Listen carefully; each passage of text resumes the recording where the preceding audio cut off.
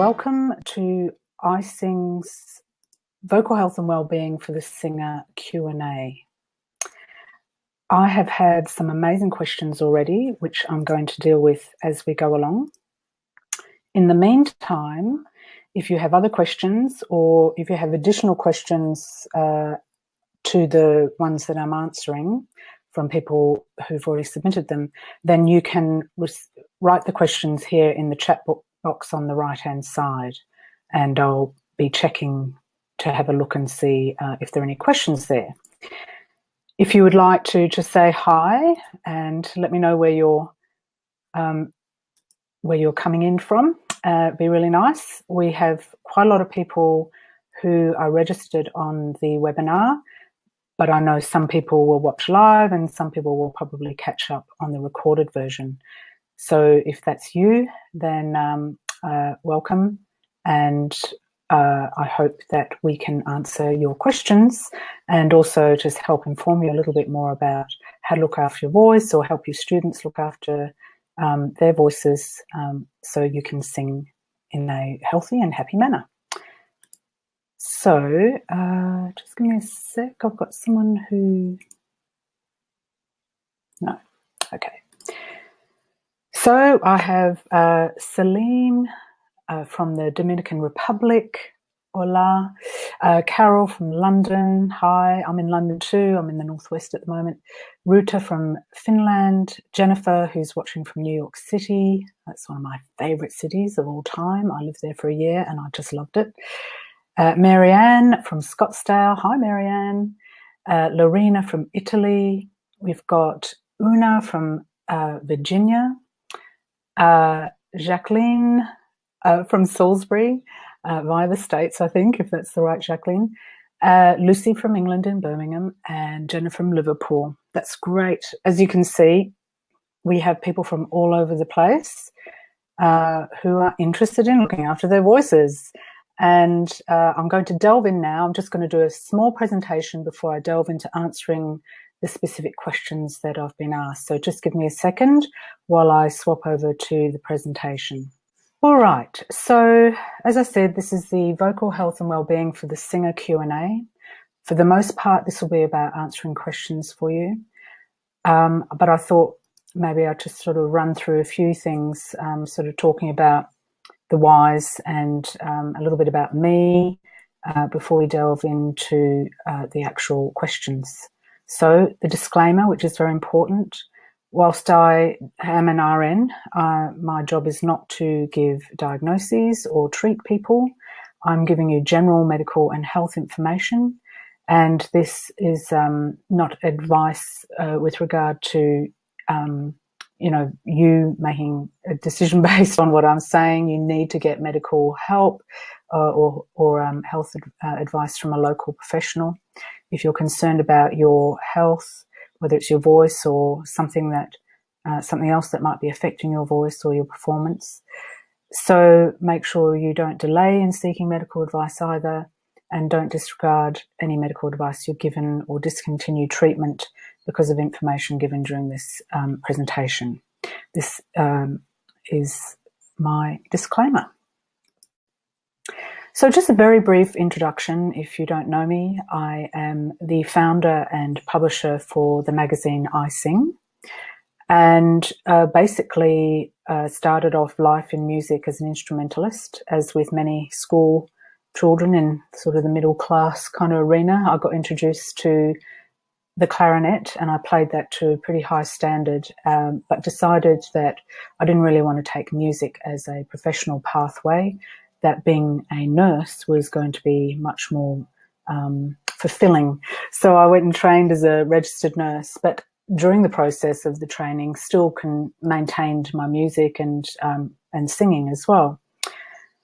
Then I realised that I really needed to make singing more of a priority, so I managed to find a job as a nurse in a job that was 9 to 5 so I could pursue my interest in singing, and even got into a few shows during that period because I was able to take holidays and rehearse on the weekends and the evenings, and then realised that actually rather than the more classical training which I was having and musical theatre performance stuff that I was doing. I really wanted to pursue a jazz vocal career. Well, at the time I didn't know if I could make a career out of it, but I definitely wanted to give it a go.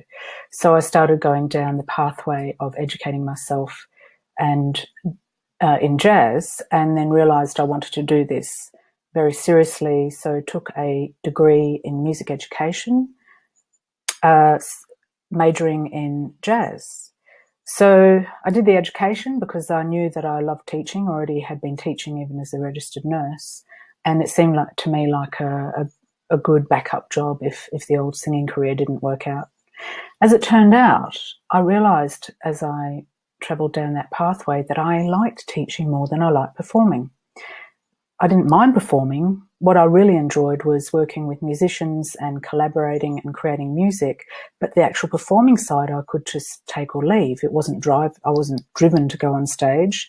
I liked the applause, but it didn't drive me in the way that helping a singer get their voice in gear and go out and perform, with ease, that really turned me on. And so I decided actually being a singing teacher is what I wanted to focus on. And so I endeavoured to get as much education as possible. Initially, I trained in a technique called speech level singing, and then found it wasn't answering all my questions and decided to move on and educate myself further. This eventually led me to taking a master's in performing arts medicine at UCL in London, where I was able to bring together my medical background and my performance interest and wanting to work with performers. So I finished that in 2014. And then somewhere along the line, as I said, I decided, it might be a good idea to create a magazine, because all my friends who were instrumentalists had magazines like, guitarists, drummers and sound engineers. But there wasn't one really for singers, and I couldn't understand why, and decided actually, well, maybe if there isn't one out there, maybe I need to put it together. And so elicited all my friends and all the connections that I've made over the years to help me bring along some amazing content to singers around the world.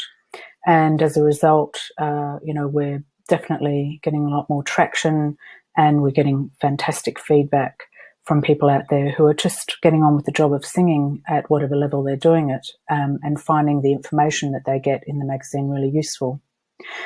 So let's delve into today's webinar. Why is health and well-being for a singer important? Well, one thing which I've learnt as I've gone along the way, not only from my own voice and my own experience, but also from working with thousands of singers and talking to people in the profession, and also people who work in the medical and health profession, everything's connected. It's not enough to just get your technique together. You have to make sure that you're fit and healthy for the job, that you're looking after your voice, that you're maintaining it in a healthy way, that you're treating it in a healthy way, that you're helping to overcome any misuse, abuse or overuse, that you're supporting it really from a holistic point of view, which will be everything from your diet through to your physical fitness. If you look at kind of all the things that might impact on the voice, you've got everything from how you sing and what kind of genre you're singing, how balanced your life is and your health is, whether you're dealing with some kind of an illness such as a cold, which here in England is really common, or it might be something more serious like reflux, or even more serious like some sort of neurological disorder such as Parkinson's or MS, or something like chronic fatigue or ME, or whether it's allergies. And then, of course, there's the medication that you're on, whether it's prescribed or over the counter. How's that impacting on your voice?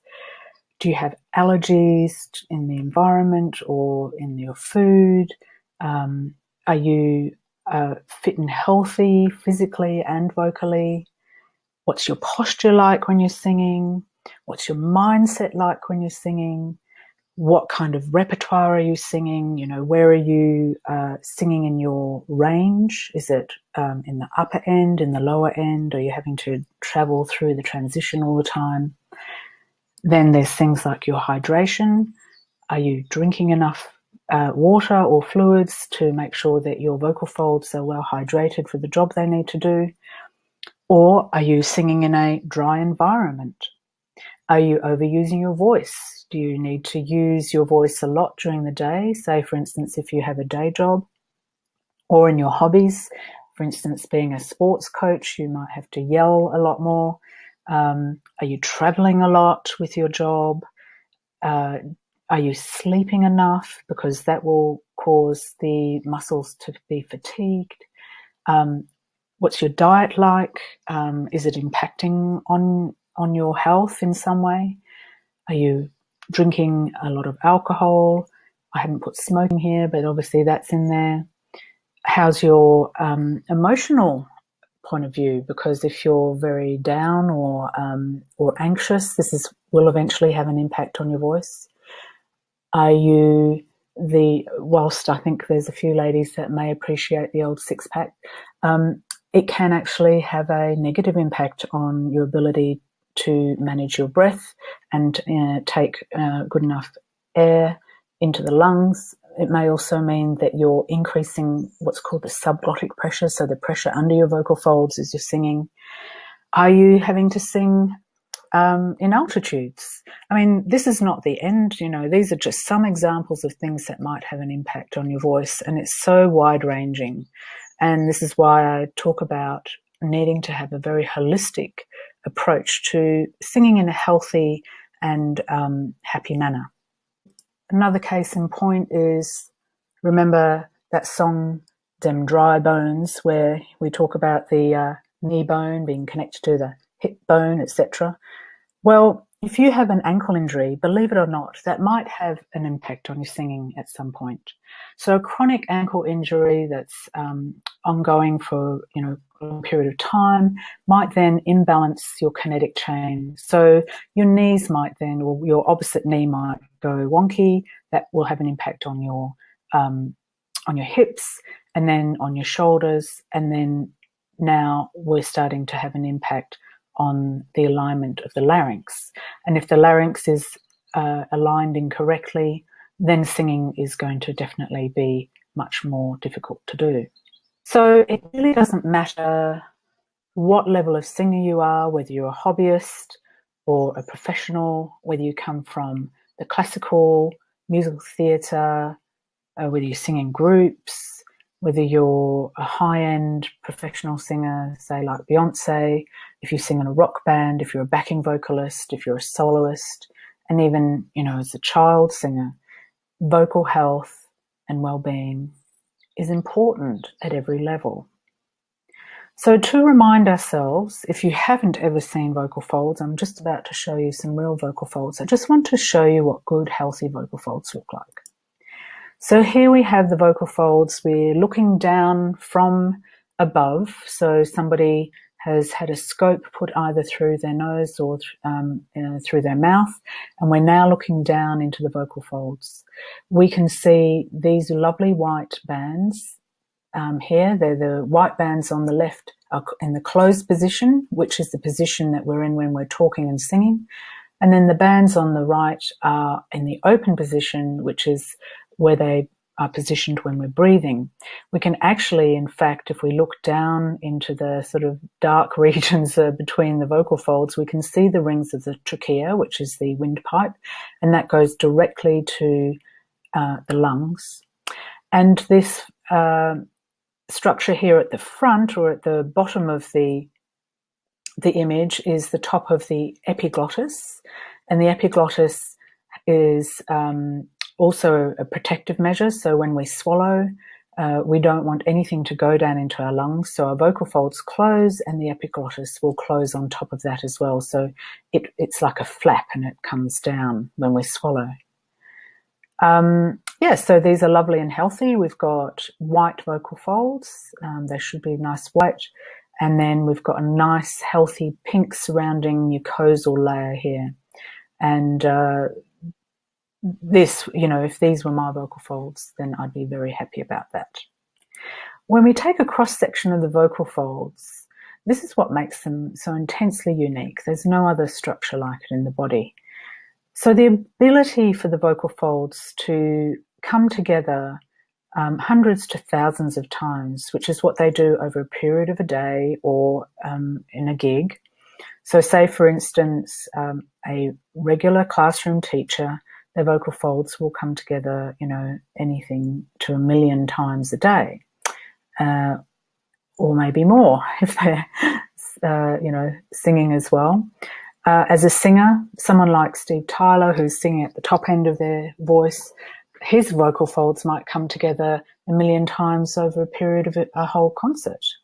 So the ability of the vocal folds to come together, oscillate, to vibrate without causing any friction is down to this layer called the lamina propria. So we have the epithelium, which is the upper layer, which is what we saw when we were looking at the vocal folds here. We're looking at the epithelial layer. And then underneath that, we have the superficial, intermediate, and deep layers of the vocal folds. And these, especially, so that superficial layer is like a gel-like substance and allows the vibration of the vocal folds to occur thousands or hundreds of times without any kind of friction burns. Then we've got the vocal ligament, which is what the intermediate and deep layer are made of, and that's collagen and elastin. And just like in the rest of our body, like on our skin, as we get older, these decrease. And so sometimes you'll find that the older voice will be weaker. Then we have the deeper layer is, not the deeper layer, below the deeper layer we have the thyroretinoid muscle, or if you just remember there's muscle there. So this muscle is more dominant when we're using our speech voice, or when we're singing in that area that some people call chest voice or modal voice. So that's the muscle that's going to be more dominant during that period. Just as a general rule, when to see a doctor for voice problems. Now, this is the guidelines for people who aren't professional voice users. So anything up over 2 weeks of ongoing change in the quality of voice, whether that's hoarseness, roughness, breathiness, or wheezing. If you notice a splitting of the sound or a note, whether you're speaking or going through your range, especially as you go higher into the transition. Whether you're having persistent pain or discomfort that develops especially during speaking or singing, or is there all the time. If you have more than 2 weeks of vocal fatigue where your voice tires out and fades even after maybe, a short time of talking, or maybe after a gig every time you lose your voice. Or if you find that you're losing your vocal range and you don't know why. Normally you would say, after more than 2 weeks. But my advice for a special person, such as yourself, a voice user, professional, that really you should go within 48 to 42 hours. So that's working singers, active music artists, pro voice users. And that would include teachers as well, because without your voice, you can't teach. So who would you see? Well, first stop really, when it comes to voice issues, is an ENT laryngologist. It's important to acknowledge that not all ENTs are equal. Not all of them have done laryngology, and laryngology is study of the larynx, and our voice resides in the larynx. So you really need to be checking to make sure that that's their interest or their specialty. In the States, they will have done an extra year or two of laryngology as a fellowship in order to get to, I think they do that in the UK as well, they have a fellowship. So they do their normal training, and then they specialise as an ENT, and then they go on to do a further year or so of laryngology. The other kind of person that you might see is a speech therapist or speech and language therapist. They obviously specialise in voice, but once again, there are some speech therapists that specialise more in voice issues such as lisping or speech impediments. So you need to make sure you're going to a speech therapist who has an interest in the voice.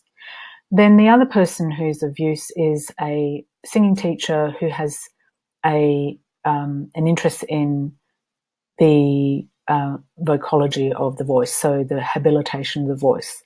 They may have done some training or some workshops, or have followed up very closely how to rehabilitate or habilitate a voice in a healthy manner. So they will know and understand anatomy and physiology, and from a functional point of view, how exercises help or hinder the voice.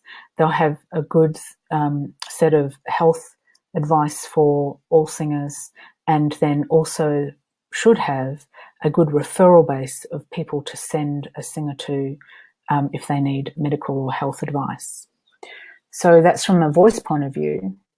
Other kind of people that you might want to go and see include physiotherapists, especially when you're working around the area of the throat. If you have some kind of tension in your throat muscles, then you want to see one who has a laryngeal manual training so that they can release that tension around the throat.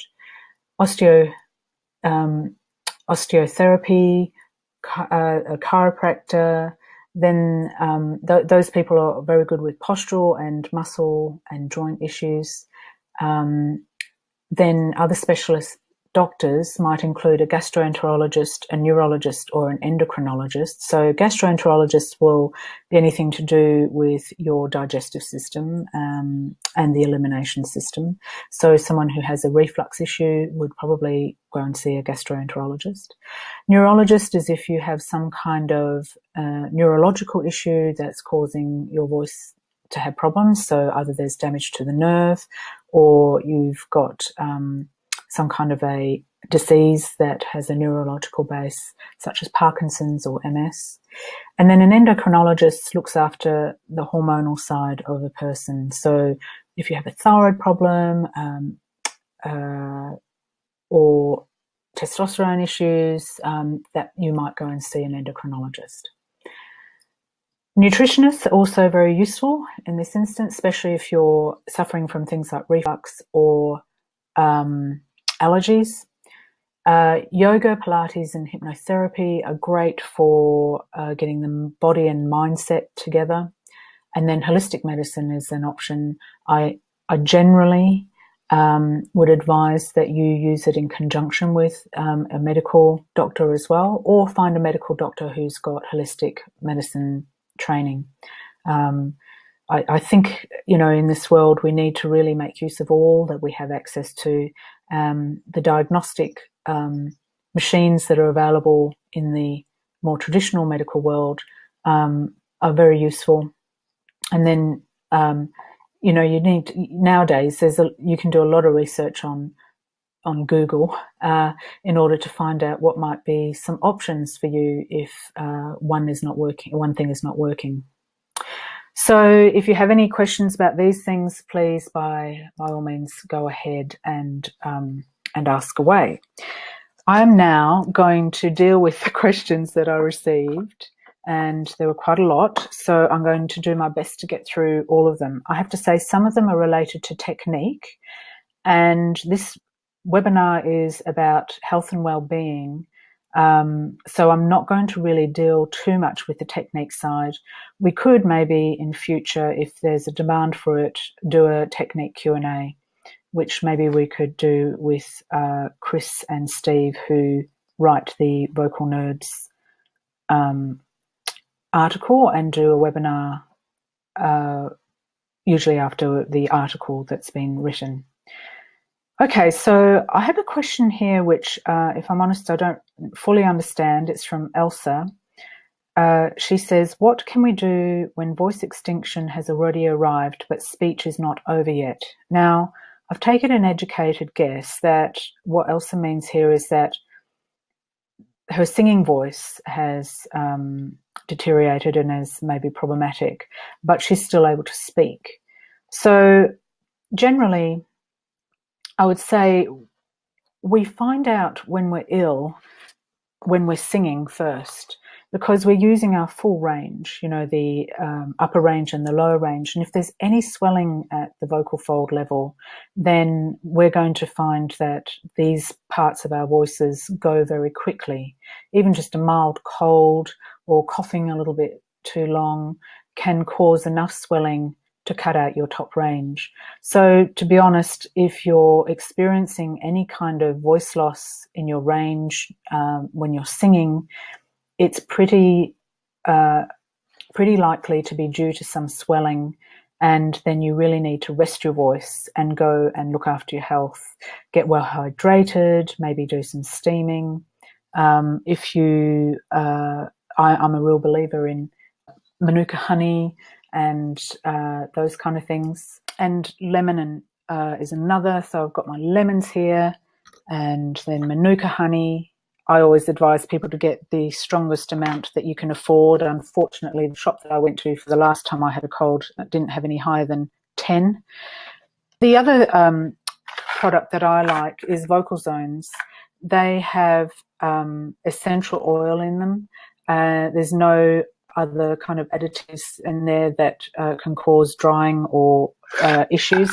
There's a little bit of peppermint and menthol, but really it's very small amount. But the myrrh tincture, I think, is what really helps. And I did a little experiment recently. I had a cold a couple of weeks ago, and I thought, oh, here's a great opportunity to see whether or not these vocal zones work. And I did a bit of an experiment where I sucked on the vocal zone for a minute, taking in a nice deep breath each time to get the vapors on my vocal folds. And then I tested my voice again. So I recorded it before and after, and there was quite a difference, even how it felt. Afterwards, I could feel that my vocal folds were less swollen.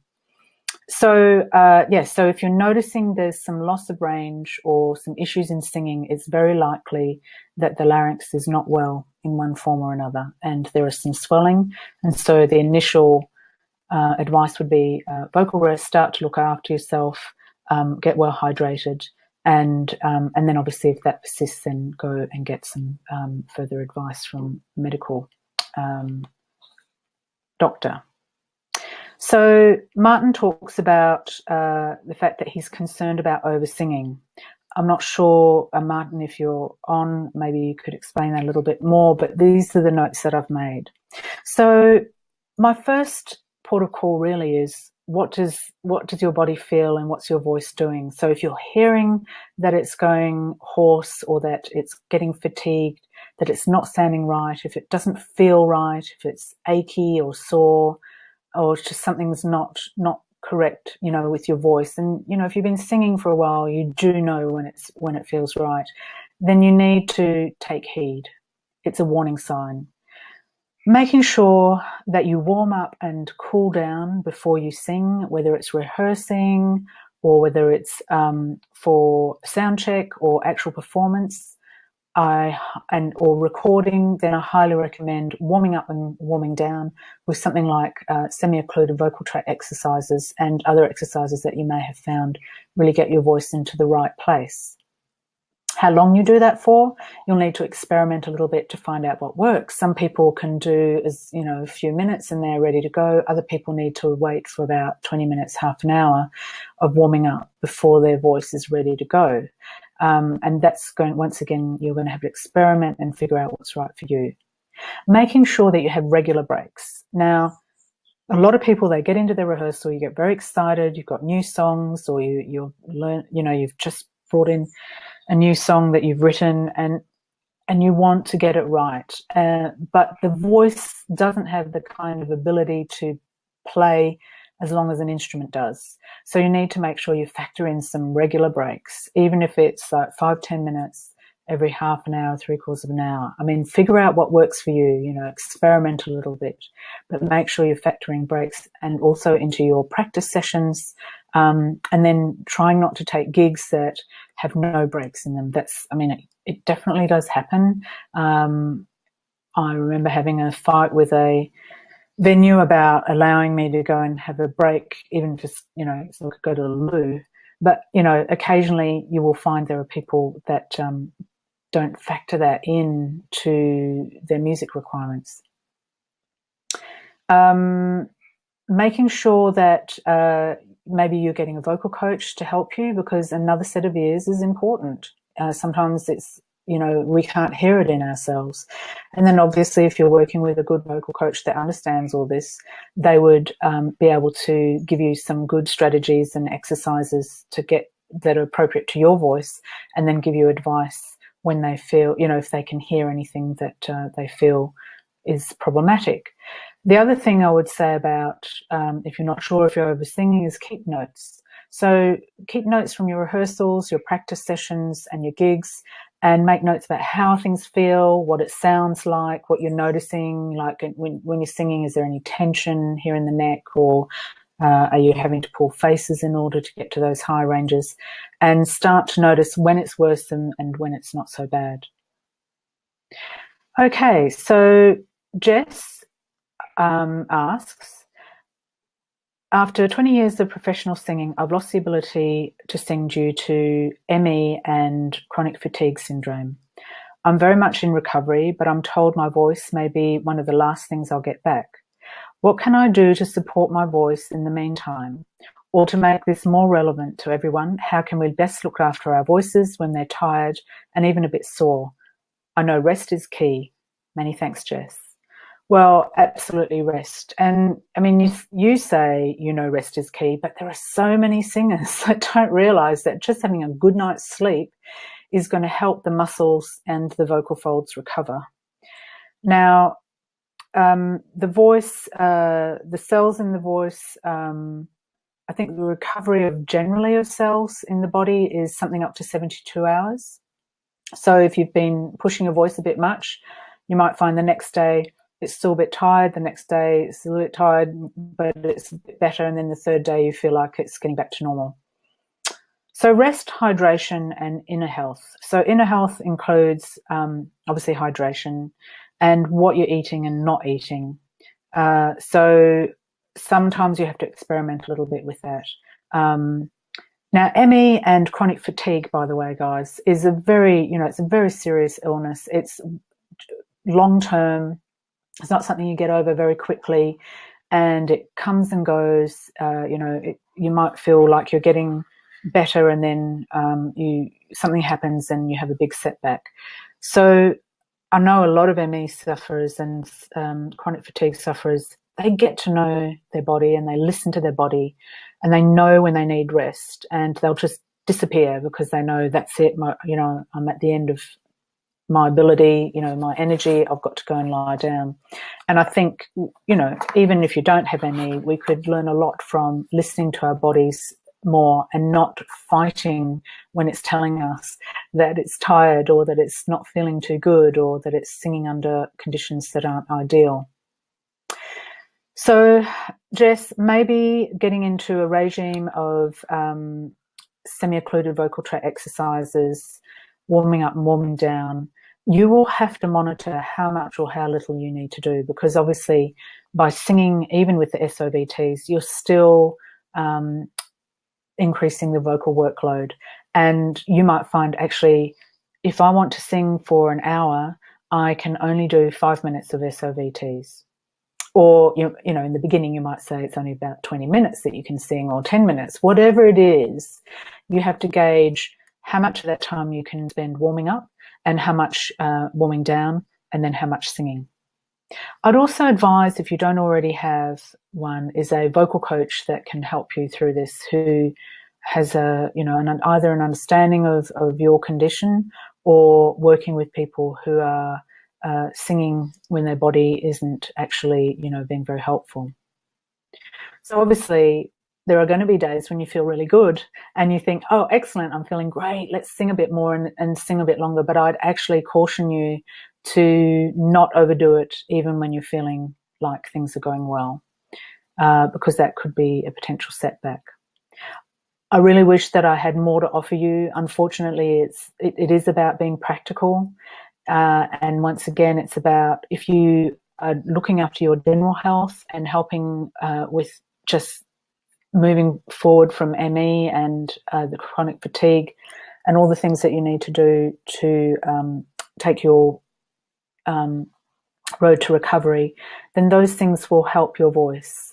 And then when you feel like you're back to a place where you can focus on your voice a bit more, make sure that you're incrementally increasing your exercises or time that you're singing, and that you don't overdo it. Lucy asks, how can I tell if I've damaged my voice? When I sing, sometimes my voice goes raspy and breaks on a certain note, and I'm concerned as to whether this means my voice is damaged or if I need to just correct my vocal technique. This is a great question, and I get that very often. So obviously the first thing to do is to go by the guidelines that I gave out with regards to when to go and see a doctor.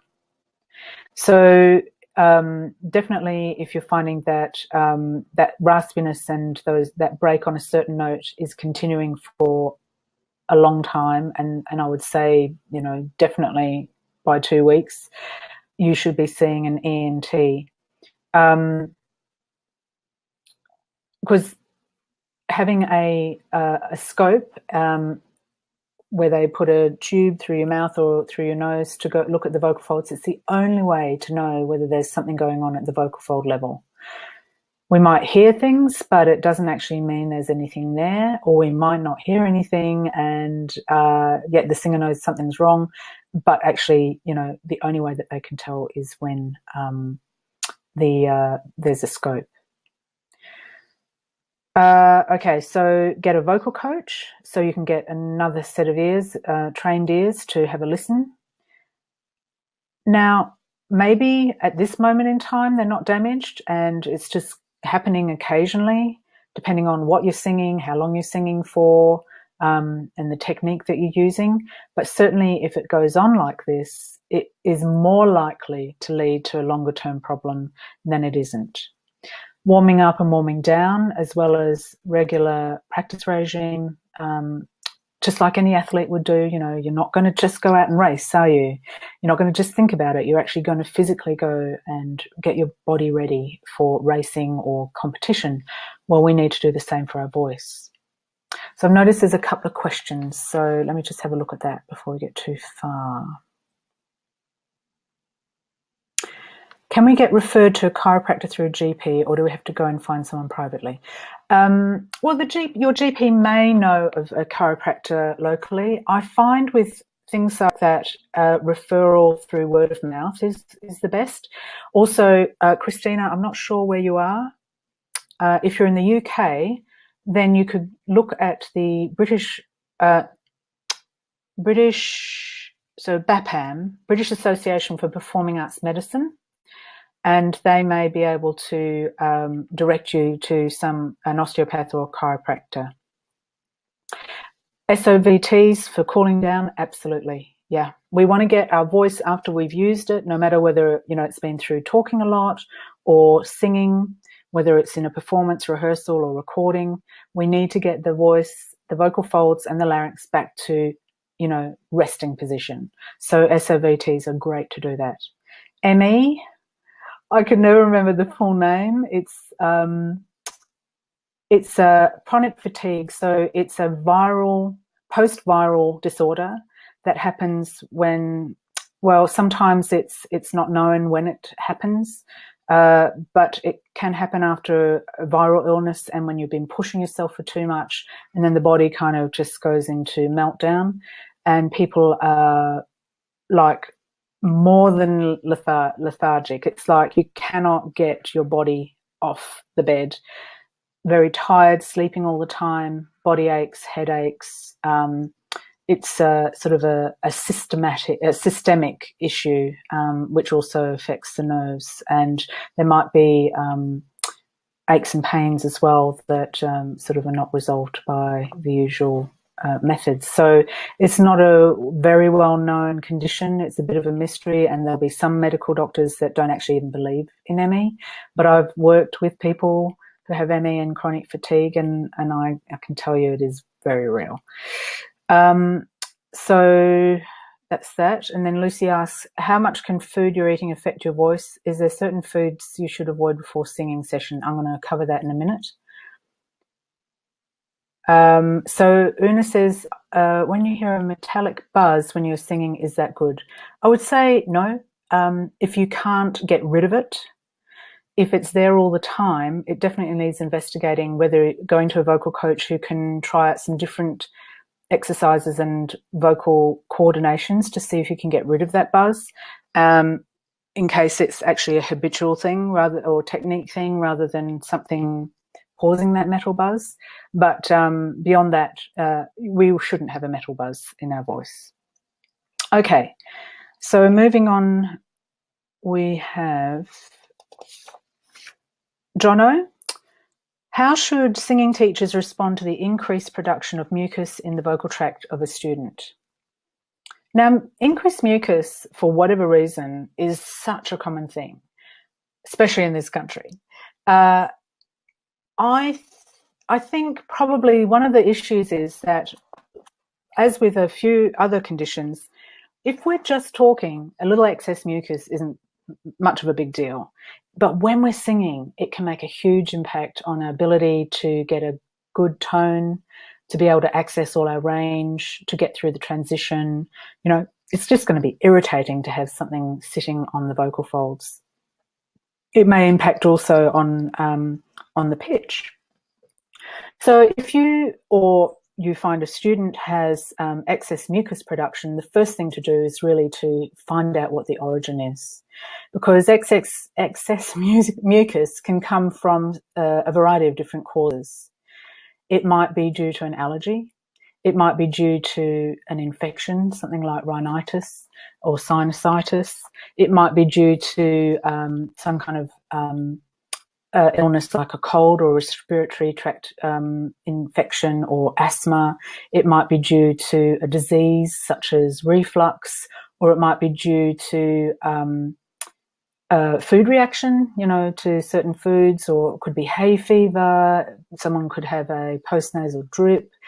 There's so many reasons why we might have excess mucus. The things that we need to do is, first of all, get rid of the reason that we have it. So obviously, if you get rid of the reflux, you get rid of the allergy, or the allergen, you get rid of the infection, then you're not going to have the mucus. I mean, there's a certain amount of mucus that we have naturally that's normal in the body. You don't want it to all be dry. That wouldn't help either. But if it's excess, then we want to figure out what's causing it. In the meantime, I know people who use neti pots. I don't have one, but it's basically saline that you put in through the nose and out again to help clean that area, so that you're reducing the amount of mucus that's sitting there. Because obviously the more mucus that's sitting around sort of the nasopharynx and the sinuses and that this increases the chance of infection, bacterial infection. So we want to clean that area as much as possible, and you can do that daily. Being well hydrated so that the mucus is as runny as possible, and then you'll just swallow it. It doesn't actually stick to the vocal folds. So keeping well hydrated, and that's 2 to 2.5 litres a day. Steaming can work, and I use this steamer for a variety of different things. I love it because you can just focus on the nose and the mouth. Obviously, there's the bigger part, which is for the face, because it's really sort of more for a beauty steamer. But here, you can do that for 20 minutes. I did that when I had my cold and noticed a big difference in my vocal folds felt much easier. Also, a nebulizer. So this is a Bura. You put normal saline in here, not water, so normal saline, and then you turn it on, and it mists the liquid into very, very fine particles, and then you inhale it. So remember, when you're drinking water, the water doesn't touch the vocal folds. It goes into the gullet, down into the stomach, and the vocal folds close, and the epiglottis closes over, so that nothing actually touches the vocal folds when you're drinking. So drinking water isn't actually going to moisten your vocal folds until much later, when eventually it gets there via the cells, via the system, the bloodstream. Whereas this, because you're breathing it in, goes directly to your vocal folds. So very useful to do that, or steaming. What else? And then semi-vocal exercises done, particularly with the straw, I found helps. That will sometimes help to eliminate mucus from the larynx. Another very useful, well, there's two strategies for loosening, getting the the vocal folds free of mucus. One is to put your chin down to your chest and swallow a few times. And another one is to do 3 sort of big, deep breaths with your vocal folds wide open and then swallow. And so that might shift any mucus globules that are sitting on the vocal folds. But steaming and the nebulizer will also help. Okay, Pippa asks, the female voice. My vocal folds feel swollen and a sore throat 2 days a month, like flu-like symptoms. In all my research, I haven't found anything to help with this except voice rest and steaming. Do you have any other advice? Asthmatics and singing. I'm doing a bit of research in this area. Would love to know your thoughts. Kindest regards. Right, so there's quite a few things there. My first question with regard to your vocal folds swelling on a regular basis is how old are you, and may it be related to your hormonal cycle? So quite often as the female who's still menstruating comes up to their period, that week before the vocal folds will swell, and it could actually create quite a change in the vocal tone. I can remember before I got very, much better with my vocal technique, my pitch would go off and I couldn't understand why. I could hear it, but I just couldn't control it because the vocal folds were swollen, and now I was singing with a slightly different instrument. The other thought is it related to allergy? Is there something that you're getting in contact with that just happens, once a month or at certain periods of the month? I need to probably ask a lot more questions here to help you. Then the other question, the other thought I had was habit. Is it a vocal habit? So what were you doing prior to those 2 days of swollen vocal folds and sore throat? Is it related to the way you're using your voice, or what you're doing as a vocal workload? Are you teaching a lot, or a couple of days before, or is there a particular gig that you're doing, or particular repertoire that you're doing that might impact on that? So I can't really advise any further than to explore those things.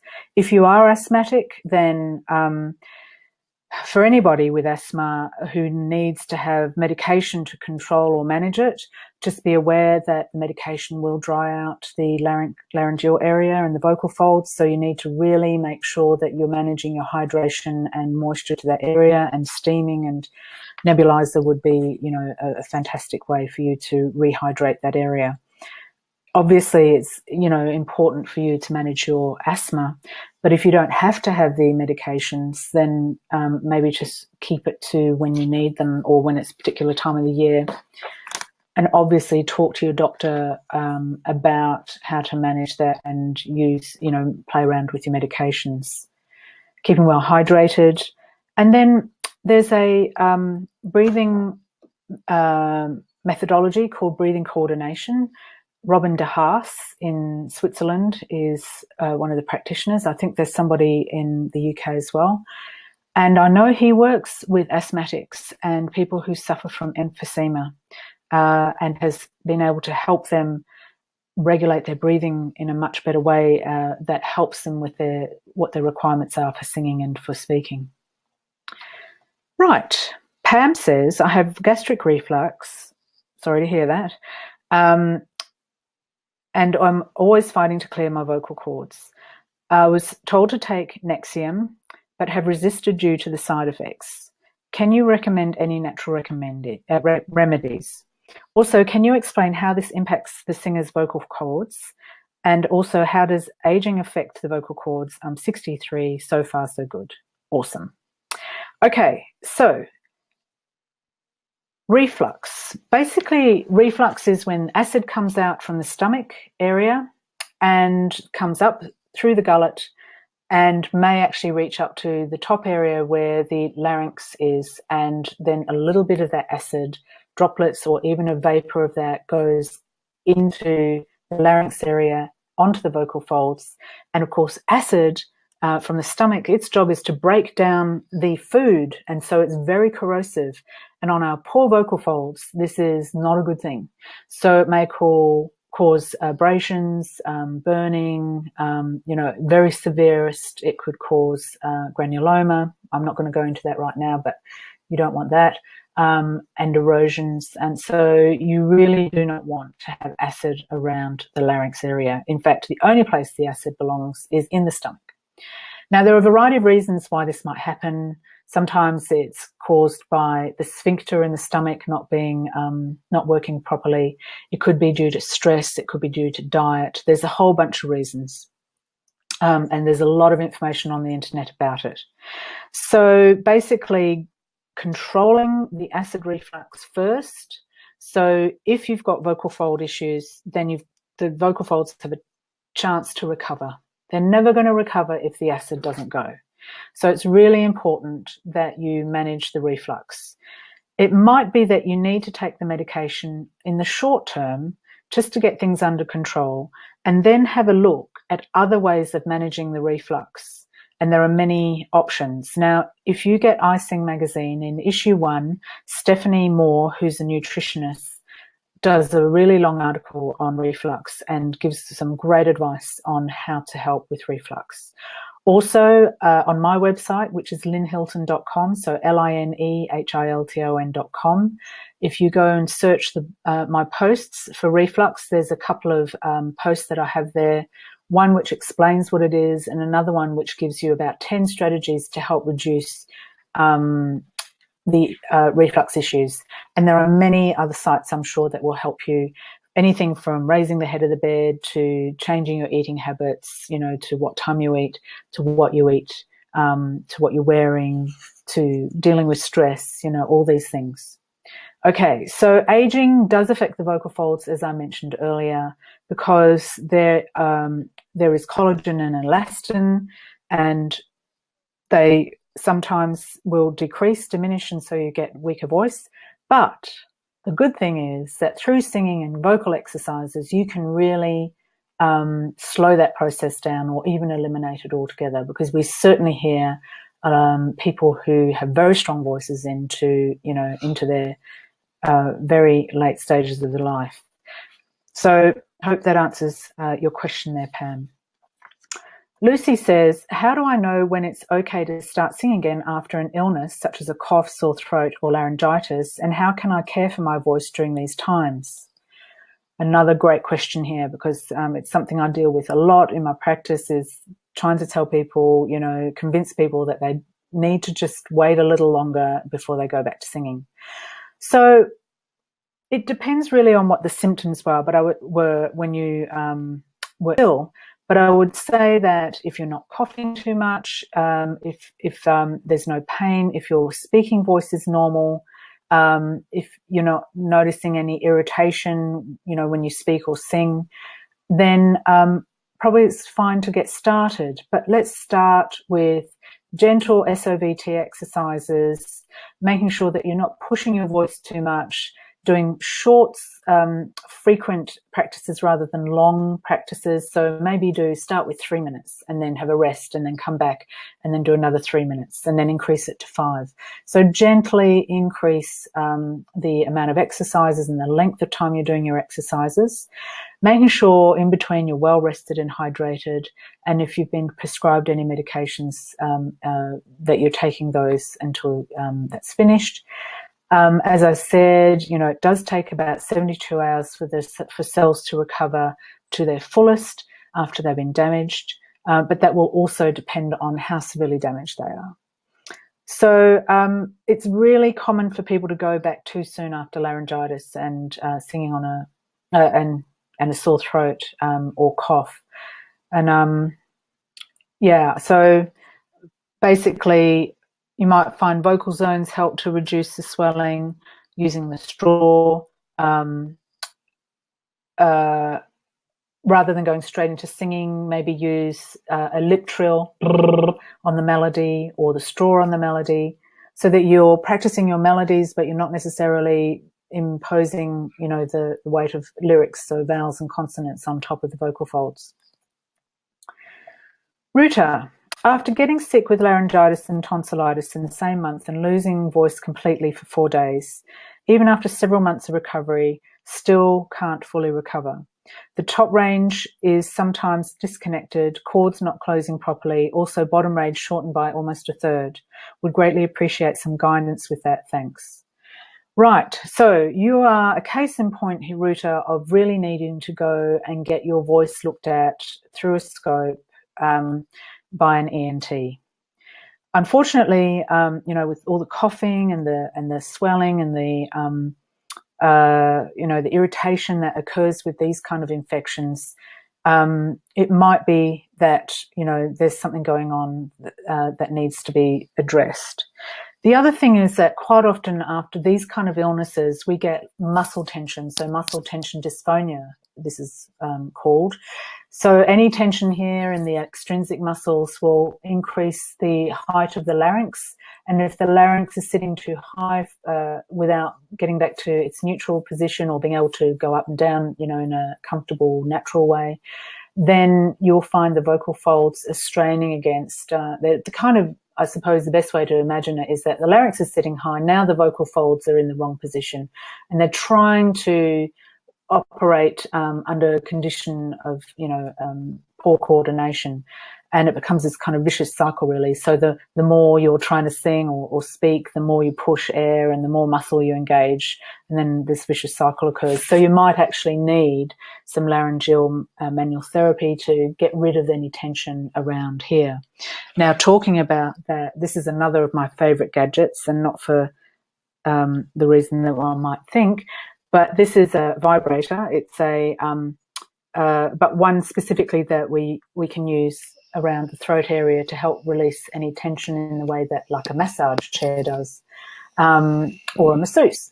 And I actually also use it on the larynx and vocalize a little bit to help shift mucus sometimes, as well as releasing tension from any muscles that might be contracted for any length of time. So I once was told by a physiotherapist that if our muscles contract for a great length of time, they sometimes get to a place where they forget how to relax again. So the only way you can do that is through actually manually releasing that tension. And it might be, Ruta, that that's what you need. But definitely, I think you need to really go and get the nasoendoscopy or scope. And then also it might be that you need to get some kind of muscle tension release around the throat and the upper body area. So Lester says, I'm a 60-ish guy singing for many years, but I'm just now learning and practicing. I find it hard to do the Spanish tongue trill. I'm assuming, Lester, that you have to sing in Spanish. Trying to do this, I somehow employ my epiglottis. Now, it's not going to be, I don't think it's going to be your epiglottis, because you're talking about the dangly thing. So that's your uvula. And it almost sounds correct, but it's really just a Roy Orbison growl, like in Pretty Woman. My question is, do people utilize this function in any way, or is it useful in any practical manner? If I'm honest, I've not ever thought about it. I don't think it will be. Partly because if we're keeping our sound sort of way back in the throat, we're not going to get the kind of resonances we need in order to help the sound get a good tone, and it might interfere with diction as well. And then it may also cause unnecessary tension sort of at the base of tongue and on the soft palate. I started incorporating it into some songs and noticed people give me an odd look. I'd have to hear it to understand, but I'm saying that if people are giving you an odd look, that maybe it's not a sound that is expected in the kind of music you're singing. Also, is there such a thing as reverse vocal fry? Absolutely, there is. And reverse vocal fry is another really good therapeutic strategy that speech therapists use to help reduce the swelling or to help vocal folds recover, which some of the people that I've spoken to before with their various issues might want to try. So instead of vocal fry where your air comes more forward, I can't do it at the moment, but you go that's forward. I've never been able to do a forward vocal fry as well as I can a reverse. I've not found out if that's a good or bad thing. I think probably ultimately it's not a good thing, because it may mean that my TA muscle is not as relaxed as it should be. I can do it, like for instance, when I had that cold a couple of weeks ago, my vocal fry going forward was awesome. So, but anyway, so a reverse vocal fry is useful for a therapeutic reason. And also, you know, if you've overdone it and your voice is feeling a bit tired on your way home, you do your SOVTs and then you might do a little bit of reverse vocal fry. So that's quite useful, but yeah, like with anything, don't overdo it. And so the vocal fry and the reverse vocal fry, they help to, so basically, as I said, not the transverse abdominis, that's in your stomach, your thorarytenoid muscle, which is the one that runs along the full length of the vocal fold, it means it's disengaged and you're just using, you know, the gel-like substance to create the sound, and it's just a nice way to know that actually your voice is in a nice relaxed place and neutral. Okay, how are we going for time? So I'm going to there's a couple which I'm not going to do. In fact, yeah, so the next couple, so Felicia and Martin both asked questions that are more related to technique. So Felicia was sort of asking about getting back to singing after not singing for a while. I think the first thing to do is go see a vocal coach to give you some exercises that will help your voice and your needs, so that and a program that will get you back up and running. And then Martin's talking about whistle register, and that's very much a technique question, which maybe you could ask the Steve and Chris in the Vocal Nerds webinar coming up in a couple of weeks, I think. Charlotte asks, advice for young adult gigging singers who are performing every week doing 1 to 2 hour sessions, and how to maintain vocal stamina and health. Well, it all starts from the inside. So reiterating, making sure that you're well hydrated, that you're looking after your health from a dietary point of view, that you're resting. So that's the very first fundamental kind of foundation that you want to be making sure you're doing.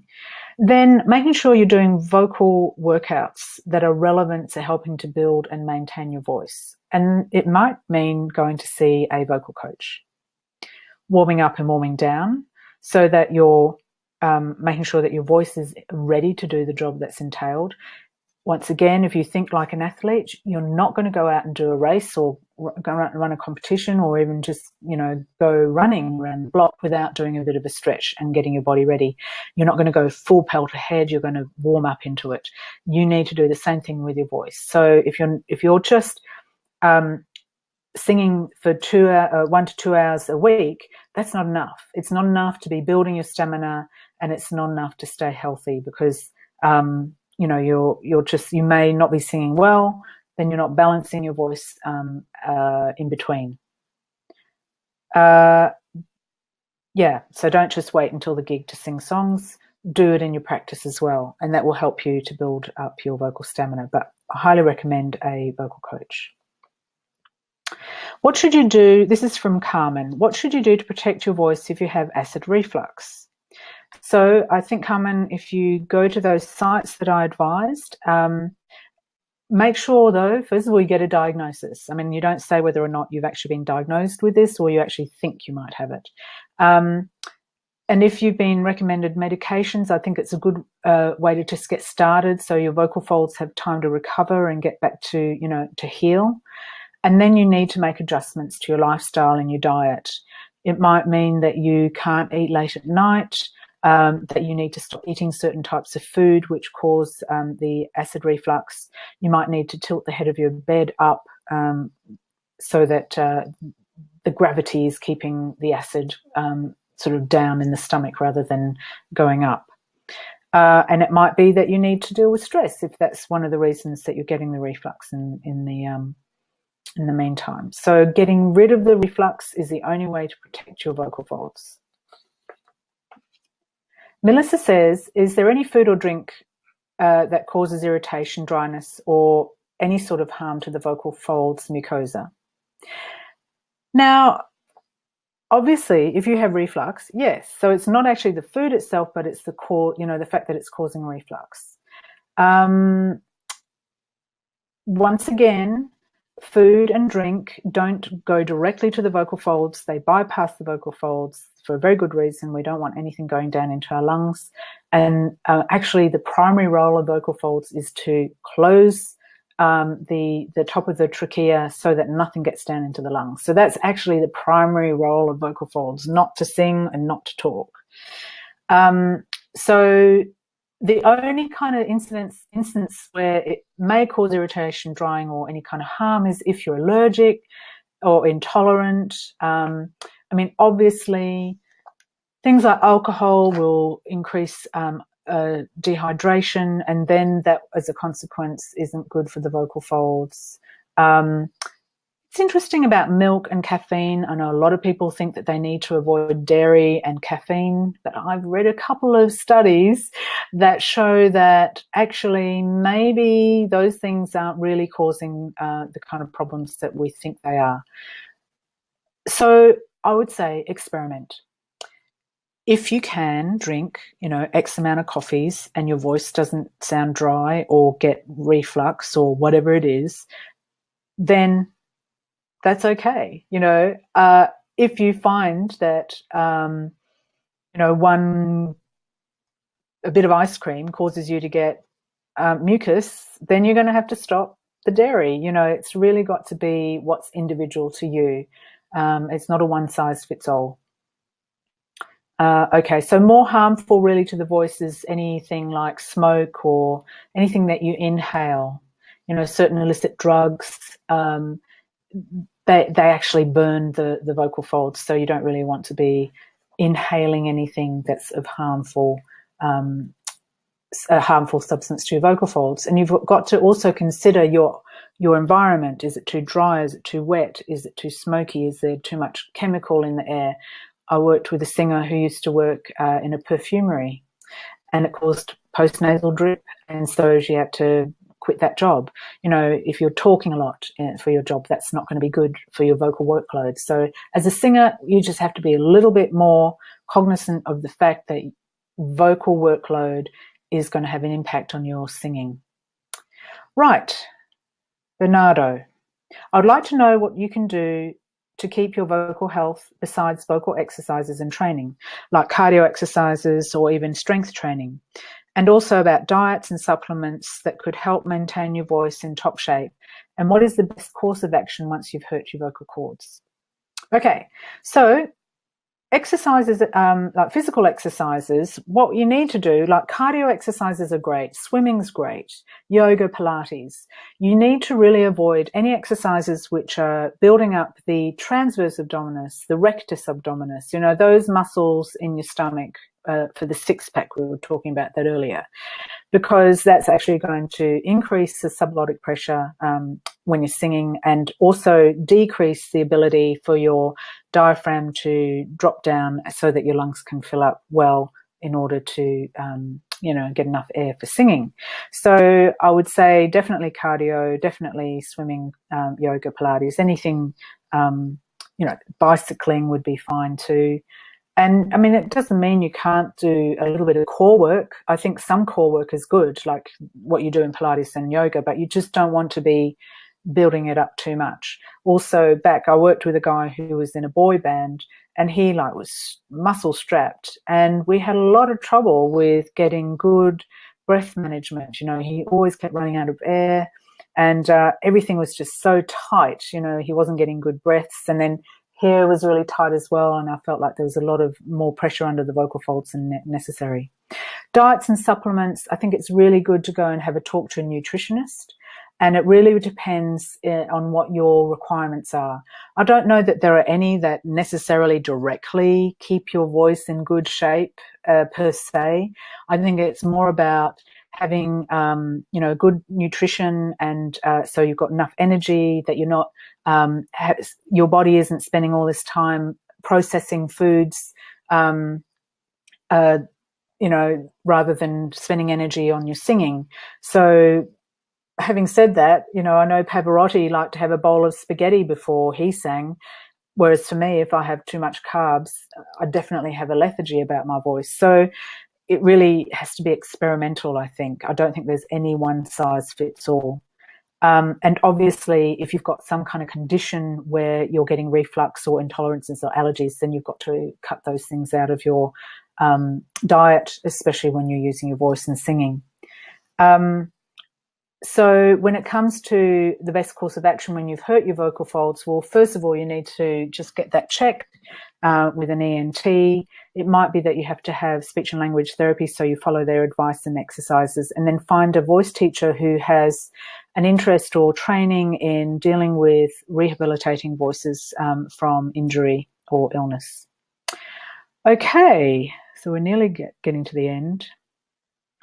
Risa asks, is it advisable to remain on medication long-term for reflux, which affects the voice? Well, it's really the lesser of two evils. I don't want to direct you with regard to whether you should or shouldn't take the medication. I do think, though, that it's worth investigating and asking more people and experimenting with other options. And also, obviously, trying to find out what's the cause of the reflux in the first place. Is it stress, food, or is it the sphincter? Because each one of those will have different ways of dealing with it.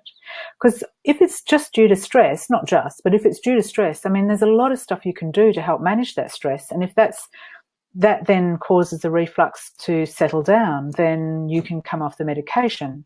But if you're like I said, all you need is a few drops of the acid on your vocal folds, and that burns them. So you don't want to be in a position where your vocal folds are getting damaged. And then it takes maybe about 3 weeks for the vocal fold tissue to get back to, a healthier place and to repair. So you just don't want to be in a place where coming off the medication is going to cause that reflux to come back.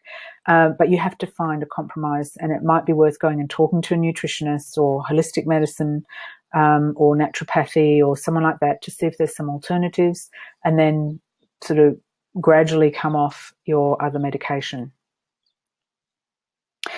Brian says, is it unhealthy to push the voice into a higher vocal range? I'm not sure really what that means. If we should be able to sing through our whole range without any issues. Pushing it, maybe, if you're forcing it up because the larynx is coming up or using too much muscle, too much air, yes, that might cause problems ultimately. And so it's probably worth going and getting some training advice and seeing if you can find some strategies for using your formant tuning. I'm not going to go into what that is right now if you don't know what it is, to get the higher voice and the stronger sounds rather than using musculature or too much air. Right. Kate, what is the best way to get back into singing after losing your voice? How long should you wait? In particular, what sort of vocal exercises? So I think I talked a little bit about, when you would know to get back into your singing. Vocal exercises, I can't say enough about the semi-occluded vocal tract exercises. If you don't know what they are, just Google it.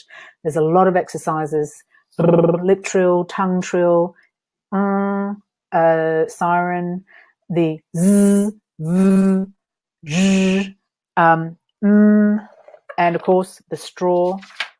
These are all fantastic ways of stretching the vocal ligament and getting the vocal folds working and lined up correctly as they're oscillating, and then moving on from there into sounds. So you might find sounds like mum or but. These are my favorites. So sounds that have a little bit of occlusion into a vowel. So you might start with an R vowel, move to O, move to U, and E. So experiment with different sounds. And then when you're working with your songs, rather than go directly into lyrics, use a lip trill or a straw or a sound like mum or bup to go through the melody before you start singing the song. And then when you're starting to sing the song, chunk it up. So do small sections of song. Don't do the whole song all at once. So once again, it's about making sure you take regular breaks and that you're keeping yourself well hydrated and rested in between. And maybe, you know, consider going to a vocal coach and getting some guidance with that. So Bernard asks about the impact of depression on voice function. Well, depression in itself as a condition won't actually impact on the vocal folds directly. It's not like something like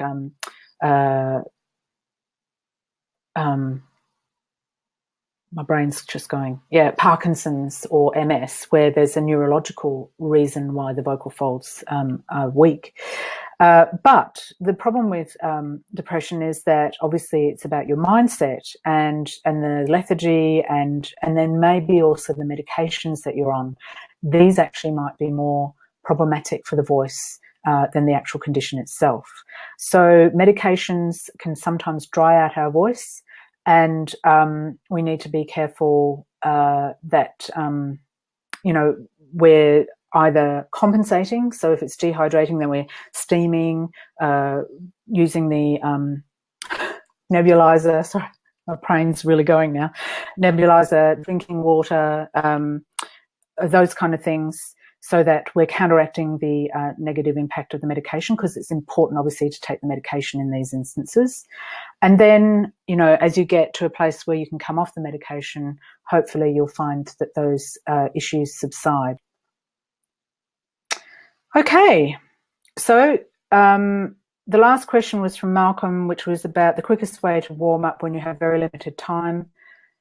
I think it's SOVTs again, and then you find your favourite sound. And I think it depends on what you're going to be using your voice for, the genre, how long you're singing for, what your voice, you know, how long it takes your voice to warm up. But like I said earlier, some people take 5 minutes, other people need 30 minutes.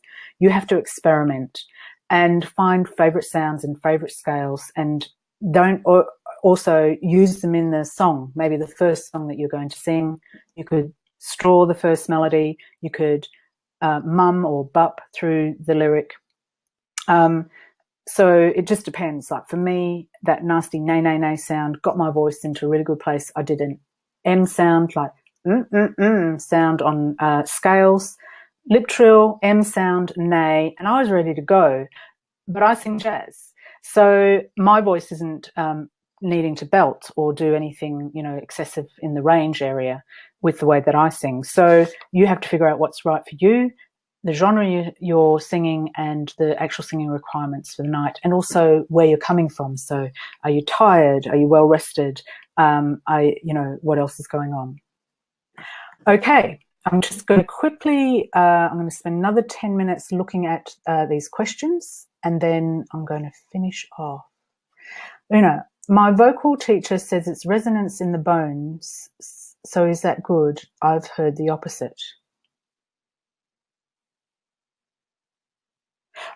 Una, if I'm really honest, I would have to hear it. I think it's very difficult for me to make a judgment. You should vocally, unless you choose to have different kind of vocal qualities in your voice, you should be able to sing with a clean, clear sound and have vibrato. That's your ultimate, you know, benchmark, I suppose. It's about choice. If you can't get rid of it, then it's an issue. If you can only sing in that way, if it only comes out that way wherever whenever you sing in a particular area of the voice, then I would say you haven't got control over your voice. You need to find more control and find a way of doing that. Salim, can you please repeat the name of what you use with the nebulizer? Oh, saline. So normal saline. Just before I head off, and I will answer any other questions that come in.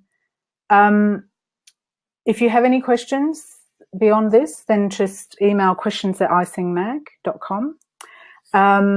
Remember to join the iSing Facebook tribe, Facebook group, I should say, because there's a lot of the contributors are in there. And if you ask a question, you might find one of us answering those questions, and I look in there on a regular basis. If you have a very specific question that's not necessarily related to technique or vocal health, maybe the business or whatever it is, then we have a little column in the magazine called Dear iSing, and basically we will send it off to someone we think who'll be able to give you a good answer. And so Dear iSingers, there'll be a link on the website somewhere that will show you how to ask us a question. Or we also, if you're in the group, you'll see a link to that.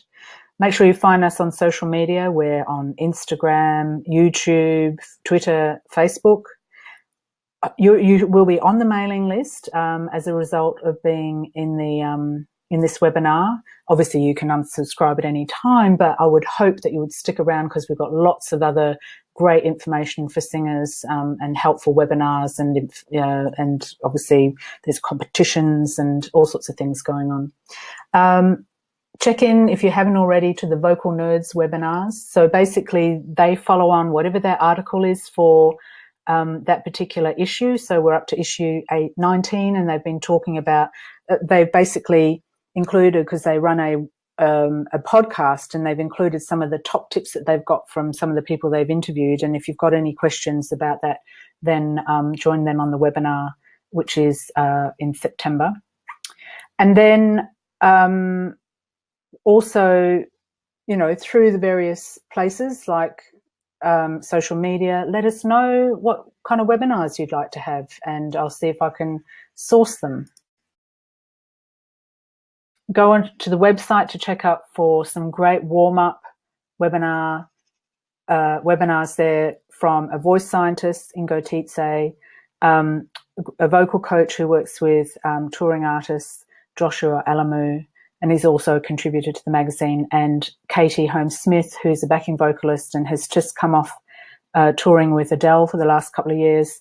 And she talks about how she looks after her voice and what she does to keep it fit for the job.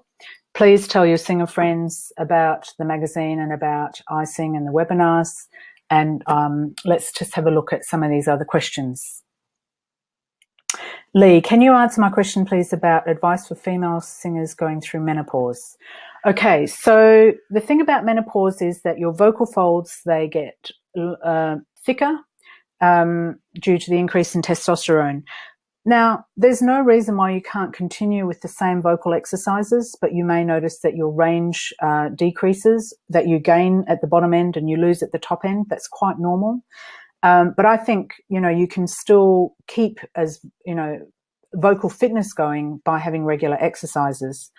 It might be that transition point changes, so that might change by a few notes. So when it might have happened normally around that G4 or A4, it might drop down to F or E. So it's just about making the adjustments accordingly. And a lot of it's about mindset as well. Just helping people to understand that, yes, things are changing. You are going to find you have a different tone. It may be harder work. You may find your transition changes. But, basically keep going with the exercises and you will get through it at some point, as you will with everything else that happens with menopause.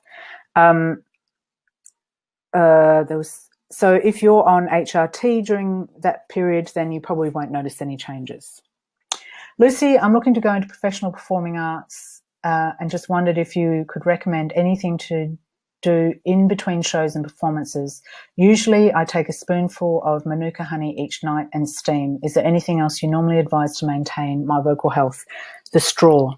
So if you don't know about how to use a straw, what size straw, there's just Google straw and voice or singing, and there'll be a couple of really good webinars, videos that come up from Ingo Tietze, Tom Burke, and I think there's also one from Chris Johnson.